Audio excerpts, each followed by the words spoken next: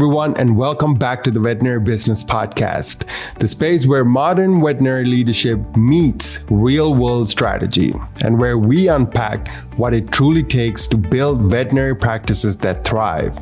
I'm your host, Dan Disha, and I'm glad you're joining us today. In veterinary medicine, growth often looks straightforward. More appointments, more clients, more revenue. But the reality is many clinics struggle behind the scenes.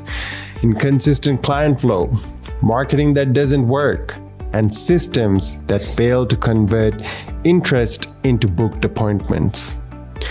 That's why today's conversation is so critical. Our episode today is titled, Getting Back to the Fundamentals: Why Core Marketing Matters for Every Veterinary Practice. And joining us is someone who has spent years helping veterinary practices build strong, sustainable marketing foundations. Naren Arulraja. Naren is the CEO of Echo Marketing and the founder of Veterinary Business Podcast. With a team of over 250 digital marketing experts, he has guided countless independent veterinary clinics across North America to grow their practices through website optimization, SEO, reputation management, and digital advertising. Beyond marketing, Naren is deeply committed to empowering veterinary professionals, creating platforms like the Veterinary Business Institute to connect, educate, and inspire practice owners and managers. Today, we'll explore where most veterinary practices get marketing wrong and why flashy tactics aren't enough. What truly makes a website convert visitors into booked appointments, how SEO and paid search work together to keep your appointment books full, and the real role of social media in attracting the right clients. How a clear, customized marketing strategy can shift your clinic's growth and stability. With that being said, Naren, welcome back to the Veterinary Business Podcast. Hey Don, I'm so happy to be here. I think today's topic is going to be a really interesting and productive conversation, so I'm really looking forward to it.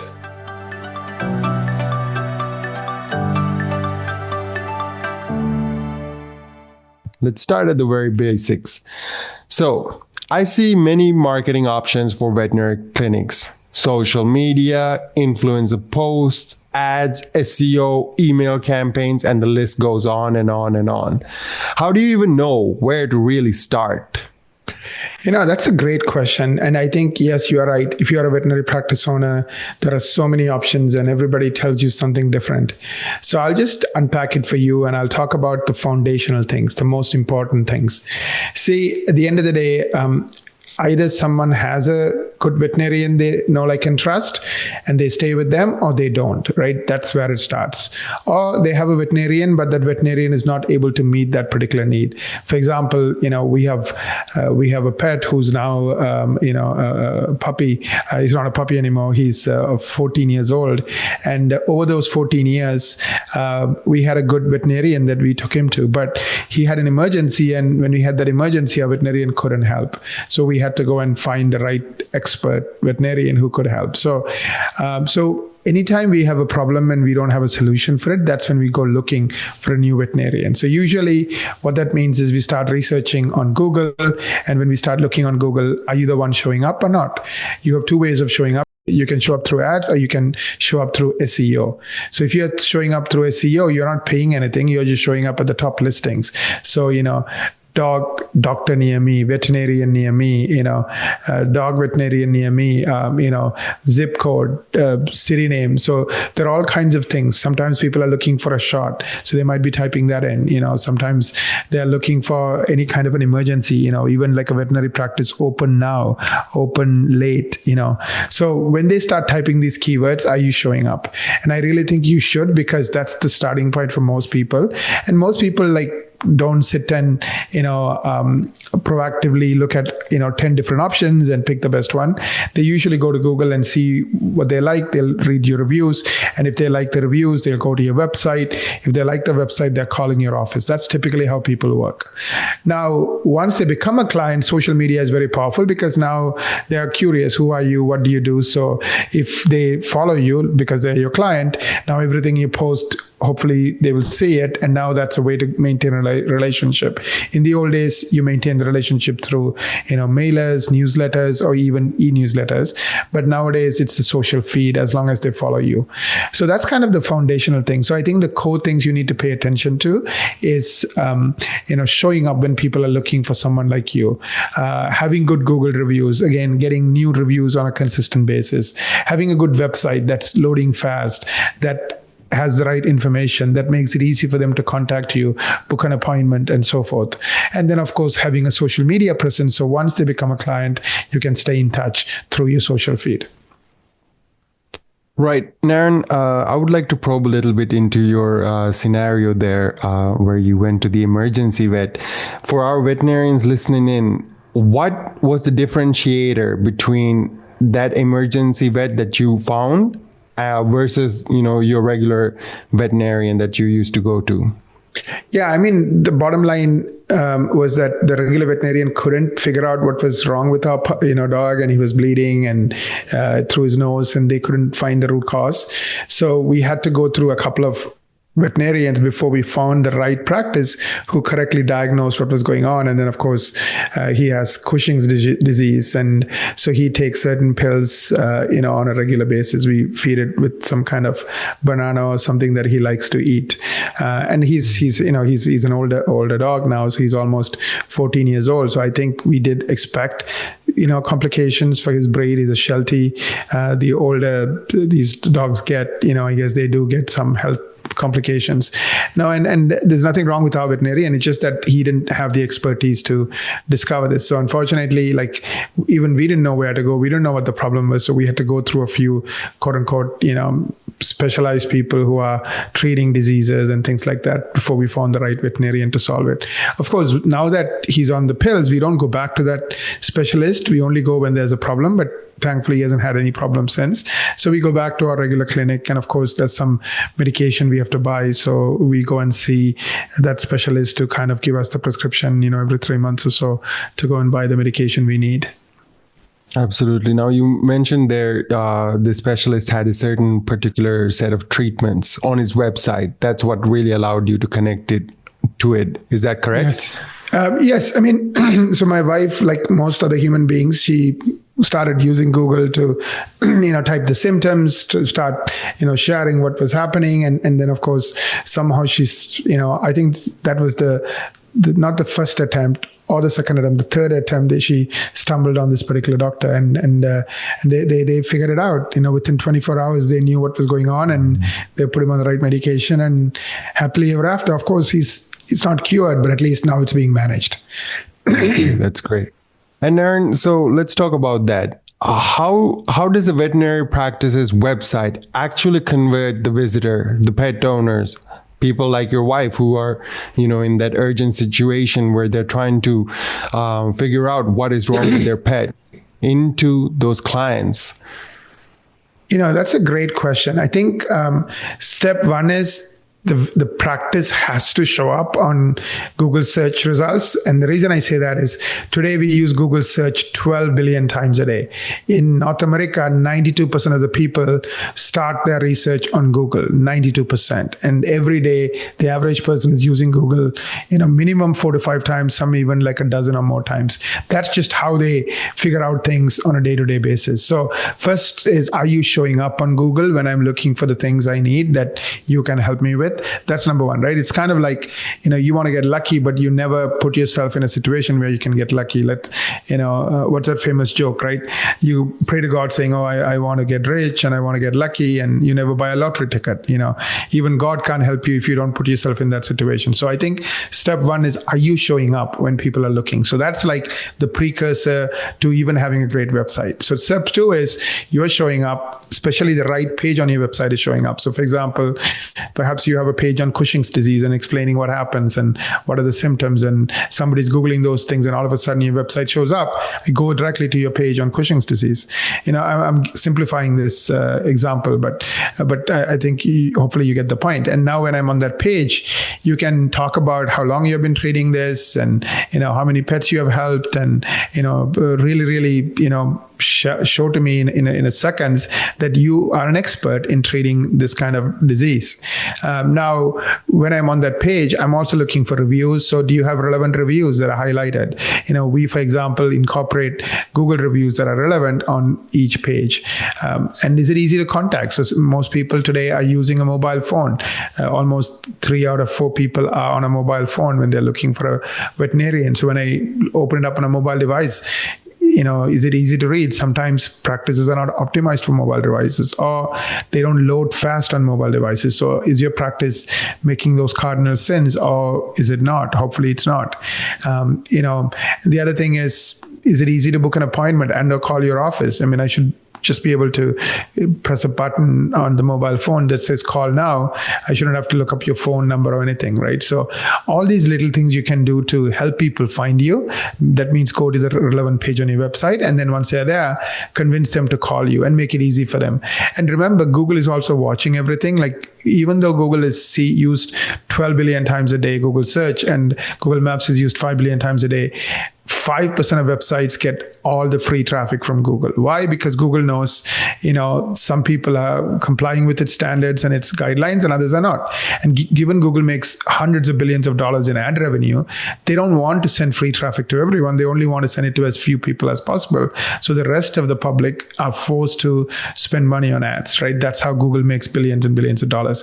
Today, Google is one of the most valuable companies on the planet, almost $4 trillion worth. I think it is probably number 1 or number 2. So it is like one of a kind. And the reason is they make so much money from things like Google Ads. Now, AI also has come into the picture. So not only can you show up on Google Maps or regular Google search, but you can also show up on AI overview. You can also show up on AI mode. Now, the good news is even when Google summarizes an answer, for example, you want to know cost of getting your dog neutered in a city, Google will give you a range and it'll say, here are 3 places where I got that information from. Is your website one of those 3 places? Now, the chance of you clicking on the 3 references is much higher than not. So even on Google AI Overview, where you are showing up on Google AI mode, you can also benefit from that. So that's one more way our clients are seeing a huge boost in their business. Not only are they showing up for regular search, they're showing up for Google Maps, but also on AI Overview and AI mode. So these are some of the simple ways you can, dominate and really create an advantage. Now, the good news is if you can join that 5% club that gets all the free traffic, your cost of marketing would be a fraction of the cost of marketing for everybody else. Right. And Aaron, right there, when you mentioned the main point of that search is to help people find you, showing up in the right places. Search engine optimization. Let's talk a little bit about that. SEO and Google Ads. Do we really need both of them? It's a great question. I do think Google Ads is kind of like, buying milk at a store versus, let's say you want a farm and you don't ever need to buy milk because you have enough milk being produced in your farm, right? Now, owning a farm is very painful and expensive, but if someone else can do it for you and send you fresh milk every day, it's not too bad.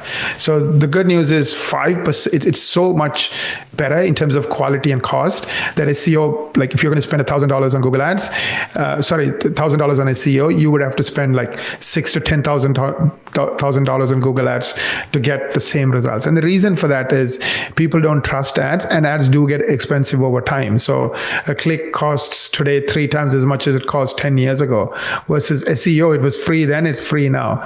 But it's harder today to get into that top 5% than it was, 10 years ago. And that's because that's how Google gets the rest of you to pay 3 times as much today than you did 10 years ago. So use ads, if you're a startup and instead of buying a new practice with a lot of new patients, you're going to use ads, even though they are more expensive to get those new patients. Use ads for, very profitable procedures. And even after you pay Google, a lot of money for ads, you still make enough of a profit. So those are the two cases I would use ads. But of course, if you are not strong in SEO, you're forced to use ads, which is what happens with most people. They're not strong in SEO, like they're not in that 5%. So then, of course, they are forced to use ads. Now, the unfortunate thing about ads is you're going to be spending, 6, 7, even 10 times as much. So in the long term, it might cost you a lot more in marketing dollars than otherwise.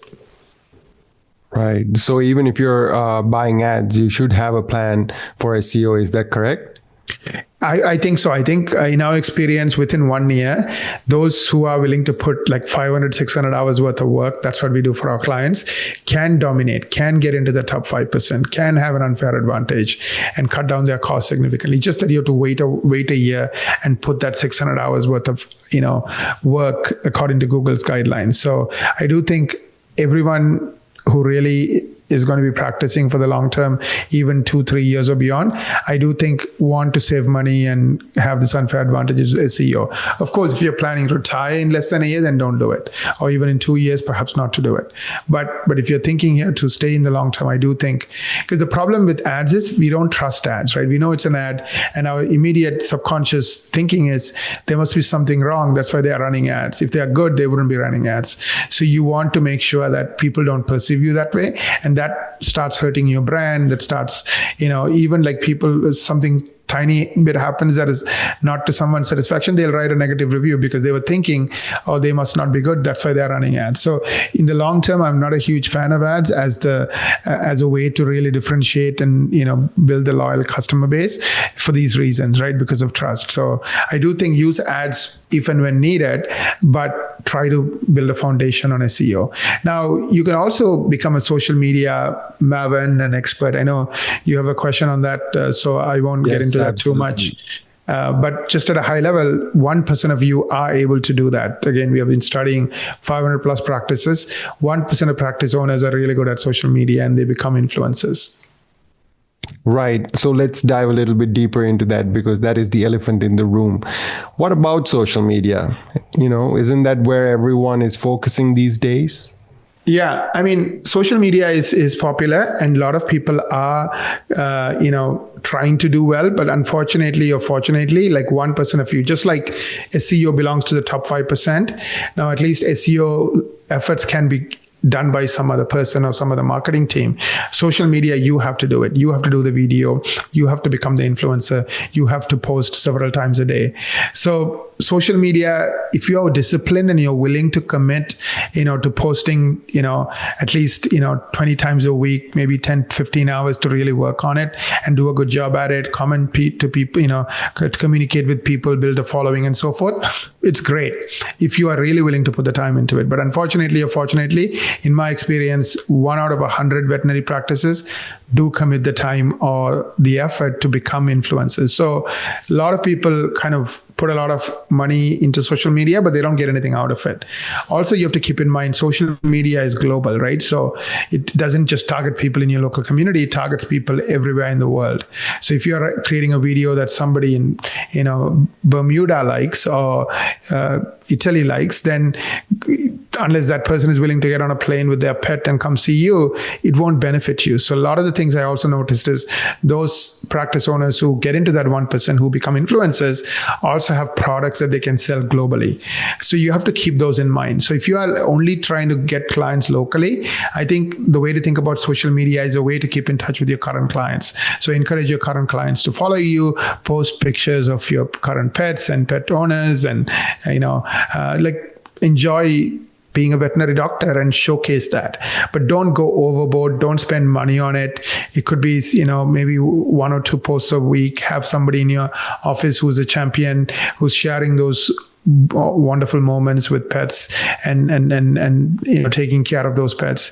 So that's the way I would look at it. So it's more of a strategy to build relationships with your current pet owners and maintain those relationships, not necessarily to get new clients. Of course, if you become an influencer, even though many of those people are outside, you will get enough traffic even locally to get local clients as well. So if you're on the path to becoming an influencer, being that 1%, go do it. But if that's not you, that's not your personality type, then put it on maintenance mode. Post 2 to 3 times a week, and make sure that it's about celebrating your pets and your pet owners. Absolutely. And Aaron, when it comes to the veterinary business, localizing is critical part of it. And now you just spoke about social media being a bit more of an international channel. When it comes to SEO, how does that differentiate? How does SEO help veterinarians, really dominate that local market? Yeah, I mean, with SEO, you can specifically target specific towns, people near you, specific zip codes, specific cities, specific counties. So you really, really can fine tune your marketing to only cater to people in certain communities. So that way, all your efforts are not going towards real clients who can come and see you and converting, right?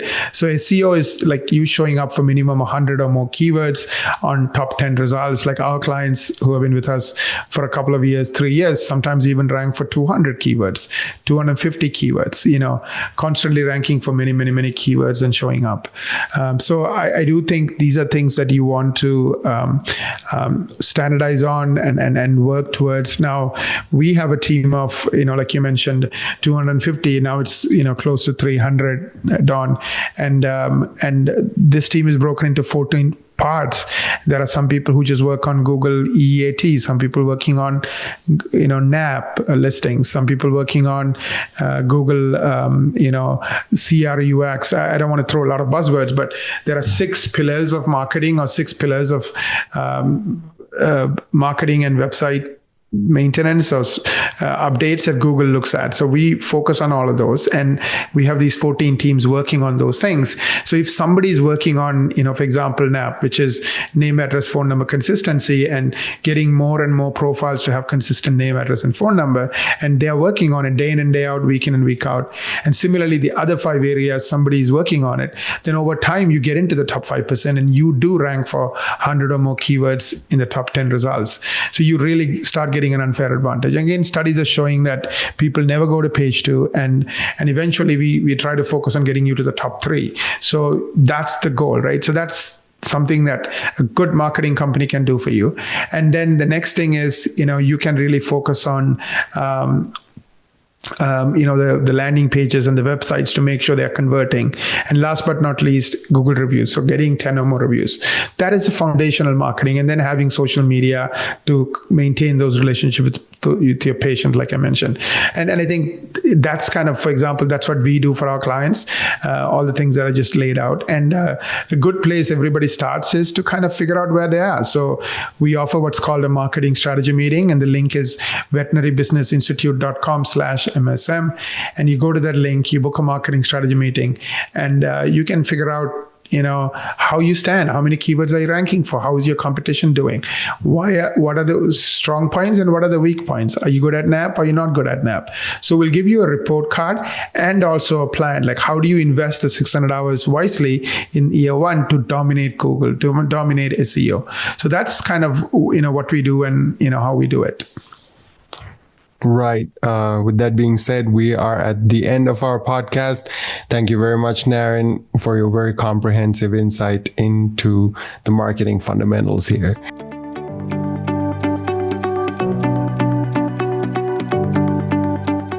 If you're ready to take action and strengthen your clinic's marketing foundation, remember you can book the complimentary marketing strategy meeting with Lila and her team at veterinarybusinessinstitute.com/MSM. From all of us here at the Veterinary Business Podcast, thank you for showing up and investing your time into growing your practice. Don't forget to subscribe so you never miss an episode packed with strategies, insights, and real-world advice to help your clinic thrive. Thanks for listening, and we'll see you next time.